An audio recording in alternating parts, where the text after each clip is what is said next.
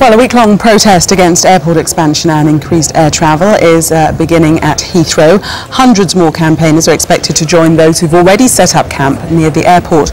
Organisers say they're holding a peaceful protest against plans for a third runway at Heathrow, but police and the airport operator fear some may try to break the law by taking more direct action. Well, the whole Heathrow climate camp issue raises the question once again, should we stop flying? Let's debate that now with Leila, one of the protest organisers, who joins us from the Heathrow camp. And in our central London studio is Ruth Lee, Director of the Centre for Policy Studies. Good morning to you both. Let's start with that very fundamental question. Should we stop flying, and can we? If I put that to you first, Ruth. No, we shouldn't stop flying. After all, it's all about carbon emissions, and the truth is that the aircraft actually contribute very little to carbon emissions. It's a very small proportion, and even if you manage to get rid of all that, then if you even tackled all of the British carbon emissions, you're only dealing with about 2% of total man-made carbon emissions. 2% out of a global total where China is opening one new coal-fired station per week, and whatever we do to our carbon emissions, including aircraft, including everybody else, you're actually not you'll find that China's increase in carbon emissions will offset that in a year or two. So I just think what we're doing is sort of puny gesture politics, if I may put it as crudely as that. Leila, gesture politics.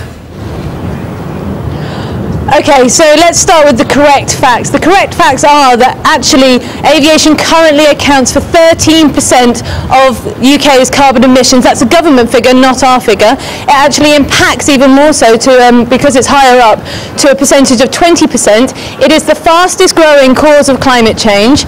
Because it's not included in the climate change bill, it will not be tackled. So even if we reduce all our other emissions to zero, we will still be dealing with catastrophic climate change. And as for the comment on China, I mean, frankly, it was the West that industrialized first. It was the rich countries that caused this problem. We cannot even begin to talk to China about reducing their emissions until we prove that post-industrialization it can be done.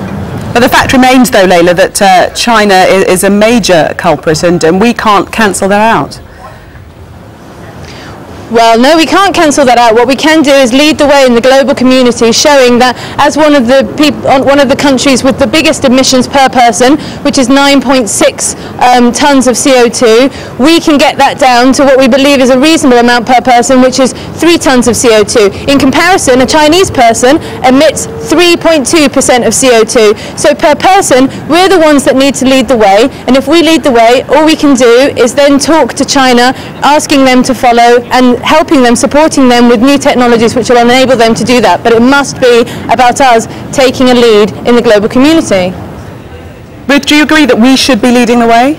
Well, I see no harm in persuading China to go into new technologies. I'm all in favour of that. But I can only repeat really, that we're at less than 2% of total global man-made carbon emissions. Of course, Europe talks a lot about cutting back its carbon emissions. Alas, they talk more than they do. They talk the talk and they don't walk the walk. I'm afraid to say it's the H word, hypocrisy, there with Europe.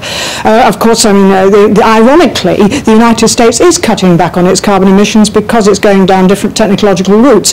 But at the end of the day, we can lead and nobody may follow. It's quite clear to me that Europe isn't following for all of what it's saying. In other words, this will be a sort of a gesture on our behalf that actually will have very little impact.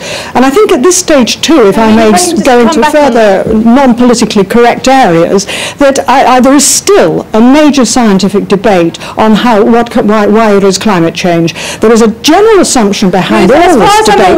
Until recently, you didn't actually believe that climate change was happening, I can't see you. Maybe what you could do is investigate your scientific facts first on the causes before you start proposing them to other people. 2,500 of the world's best scientists now say that climate change is happening. Up until recently, Ruth did not believe climate change was happening at all. No, to talk about Ruth's stats on whether aviation accounts for 2% of our emissions is talking to the wrong person. The government say it currently accounts for 13%. It isn't being dealt with by the government. It will raise to become a major contributor to climate change unless we stop it. Basically, you cannot expand airports airports, you cannot increase the amount of flights and stop climate change. So you have to make a choice. Are we going to let our future go to ruin, or are we going to reduce the amount of flights leaving the country? Let's just let Ruth reply to that. I feel like a goldfish sort of gulping in a goldfish bowl here. I'm afraid I'd say that Leila's reaction is typical of when you actually try to have a serious debate on these issues, that they just simply shout you down. I'm aware that there is a political consensus at the moment that climate change is overwhelming to do with man-made carbon emissions, but there are plenty of scientists who are not in the government's pocket who actually challenge it, and they cite other things such as solar activity. And I think it's also, we should just remind ourselves that climate change is always with us. I don't deny climate change. It's absolute nonsense to say I deny climate change. What I do question is whether it's overwhelmingly man-made. Let's just remind ourselves that 5, 6, 7, 8,000 years ago, in the so-called Holocene optimum, and it was called the optimum because it was actually terrifically warm in those days, it was actually warmer than it is today, and there weren't many gas guzzlers around in those days. I mean, the fact is that climate change is overwhelmingly a natural phenomenon. I'm not saying that mankind doesn't influence it at all, but I think we just have to question whether mankind is absolutely the cause of climate change. Leila, I wonder if we can move on for a second. Leila, I wonder if we can move on for a second can we just move on to personal choice and the fact that people should really be able to decide for themselves whether they fly or not? Why should they be dictated to? Nobody is talking about stopping flying. Let's not get this confused. We're talking about stopping non-essential aviation and the expansion of aviation. What we want to do is reduce flights. So the flights that are taking off from the UK are fundamentally necessary, and to do that equitably. How do you reduce flights if you don't stop people flying? How do you reduce flights?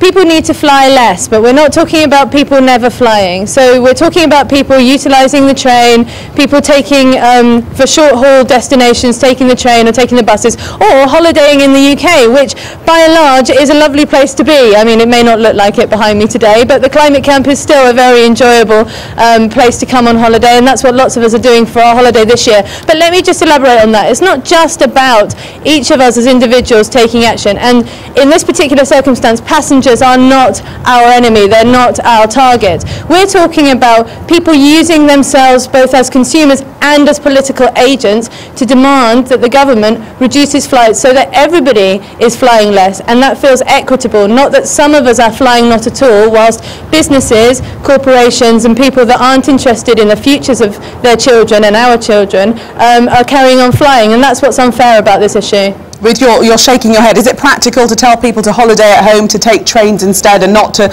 seek the sun and travel abroad? Well, I always take my holidays basically in Britain. I think the irony of all this debate is that I've probably got the smallest carbon footprint in the United Kingdom because I travel very little and I've got lots of trees in my garden and I try and buy food that is actually produced in the United Kingdom. So it's ironic that I do have a small carbon footprint. But joking apart, if you want London as a major international centre, a major business centre, to actually maintain its position in the world, then clearly transport has to be a major thing. And of course, internationally, airports have to be as well. And the truth is that at the moment, Heathrow, because of its congestion, because of its dirtiness and its general, the delays there, it gives an appalling impression to any international traveller. And this is why, on balance, I overwhelmingly support the expansion of Heathrow. It does need the third runway. Fortunately, a fifth terminal is coming on stream, which will restrict some of the difficulties there. But I think we have to decide in this country whether we do want to maintain London an important